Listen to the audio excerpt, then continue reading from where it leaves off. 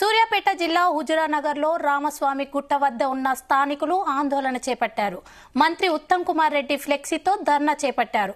తాము ఉంటున్న స్థలాన్ని హైకోర్టు కేటాయించారని వారు ఆగ్రహం వ్యక్తం చేశారు. ఎన్నో సంవత్సరాలుగా ఇక్కడే ఉంటున్నామని తెలిపారు.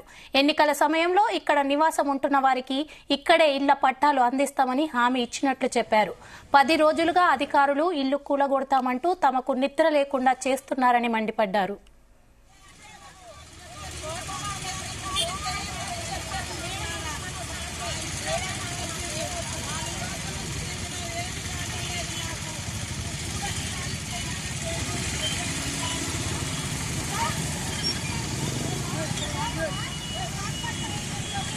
Vale,